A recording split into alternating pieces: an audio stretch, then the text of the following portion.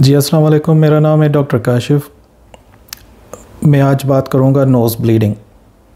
ये बच्चों में और एल्डरली या एडल्ट्स में सब में कॉमन ही है। कुछ दिन पहले मुझे एक रिश्तेदार का फ़ोन आया था कराची से कि डॉक्टर साहब मेरे भतीजे को ब्लीडिंग हो रही है, अब क्या करें। Majority of time nose bleeding it's not a dangerous condition. Majority of time इसका कोई कॉज बिनाइन होता है। बिनाइन का मतलब कोई as such sinister we don't see. इसमें काफ़ी लोग समझते हैं कि नोज़ ब्लीडिंग सिर्फ समर में और गर्मियों में कॉमन होती है। ये विंटर में भी इतनी कॉमन है जितनी समर में।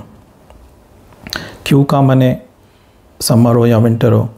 ड्राई हीट की वजह से, गर्मी की वजह से, घर में ठंड में सर्दियों में हीटर चलते हैं, वो नेज़ल म्यूकोसा जो टिश्यू होता है नॉस्ट्रल्स में उसको ड्राई कर देता है and that easily get rupture.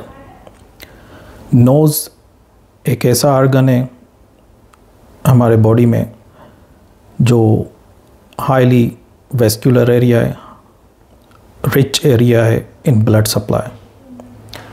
With the minimal trauma it can lead to the bleeding. Bleeding दो तरह की होती हैं। स्पॉन्टेनियस ब्लीडिंग, आप बैठे बैठे आपको ब्लीडिंग शुरू हो जाएगी, और कभी कभार बच्चों में कॉमन होती है ट्रॉमा की वजह से, फिंगर पिकिंग की वजह से। हमारी फिंगर्स में नेल्स बहुत शार्प होते हैं, वो ईज़िली ब्लीड करा सकते हैं। बड़ों में ये ब्लीडिंग दो तरह की होती हैं। स्पॉन्टेनियस भी हो सकती है, इसका रीज़न ब्लड प्रेशर भी हो सकता है, बहुत ज़्यादा ब्लड प्रेशर हाई हो जाए तो ब्लीडिंग हो सकती है। तीसरा इसका रीज़न मैंने बड़ों में देखा है कि उनकी मेडिकेशन। मोस्ट ऑफ टाइम हमारे जो पेशेंट्स होते हैं स्पेशली एल्डरली ओवर 50, तो वो एस्प्रिन पे होते हैं या ब्लड थिनर्स पे होते हैं। वारफरिन हो गई, प्लेविक्स हो गया, और उसके साथ एंटी इन्फ्लेमेटरी मेडिकेशंस जैसे नॉन स्टेरॉयड एंटी इन्फ्लेमेटरीज़ हैं, उससे भी ये ब्लीडिंग कॉमनली हो सकती है। ब्लीडिंग को मैनेज करना, फर्स्ट एड बहुत इजी और सिंपल है।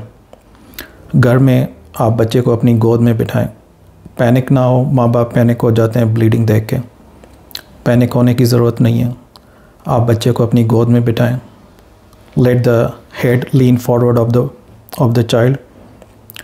आप अपनी इंडेक्स फिंगर और थंब से ये यहाँ पे पिंच करे, जोर दबा के रखें नॉस्ट्रल्स को दोनों साइड से। रिगार्डलेस ऑफ ब्लीडिंग एक साइड से हो रही है दूसरी साइड से, आप दोनों साइड को दबा के रखें। फर्म प्रेशर देना है एटलीस्ट फॉर 10 मिनट।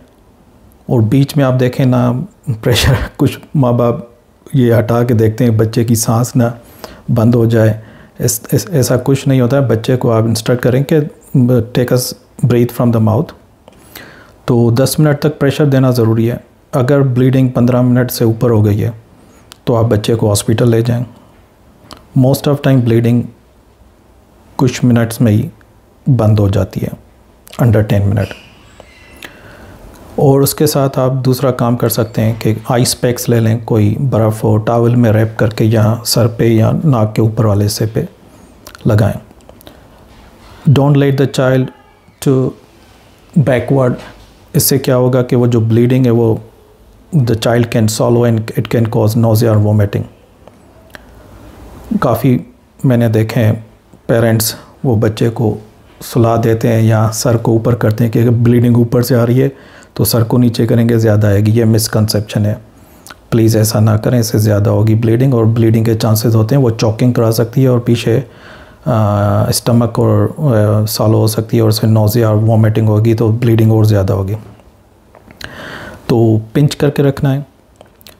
अगर ब्लीडिंग जैसे मैंने कहा 15 मिनट हो गए हैं तो वो रेयर काजेज़ होते हैं, जैसे कोई किसी को कोगुलोपैथी हो, ब्लड डिसऑर्डर हो बच्चे को, तो उन केसेस में आप डॉक्टर साहब के पास जाएं, अपने कुछ टेस्ट करवाएं। उसमें CBCM करवाते हैं, INR चेक करते हैं, कभी कभार LFTs रूटीन टेस्ट करते हैं हम लोग, मगर मेजॉरिटी ऑफ टाइम इसकी ज़रूरत नहीं होती।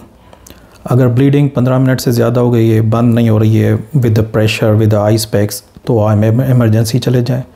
वहाँ पे हम कभी कभार ब्लीडिंग पॉइंट देके कॉटराइजेशन करते हैं या नेज़ल पैक करते हैं। नेज़ल पैक में मोस्टली बच्चे कोऑपरेट नहीं करते, छोटे बच्चे अंडर 10 ईयर्स, तो उनको हम लोग कॉटराइजेशन ही करते हैं, उससे बंद हो जाती है। बड़ों में भी मोस्टली हम एंटीरियर पैकिंग करते हैं, उससे ब्लीडिंग बंद हो जाती है।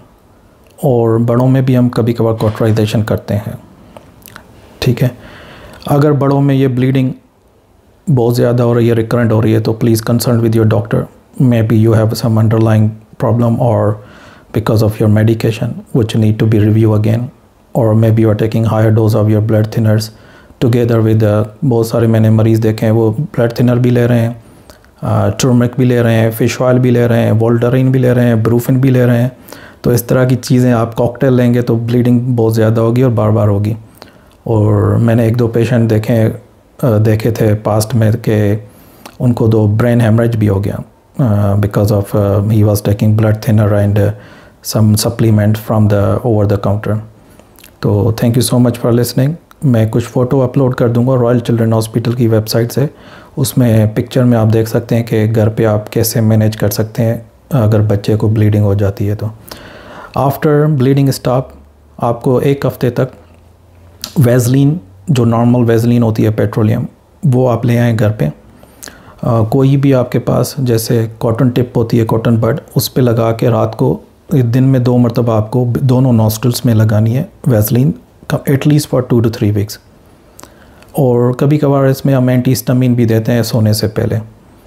उसका एज सच कोई रोल एविडेंस नहीं है अवेलेबल, मगर मैंने काफ़ी पेशेंट्स को यहाँ ENT को रेफ़र, जिन पेशेंट्स को मैंने किया उन्होंने हमको दे discharge with antihistamine and Vaseline, तो उससे ये बार बार प्रॉब्लम नहीं होता है। Thank you so much again and sharing for my video with your family and friends, और I will come with another video very soon.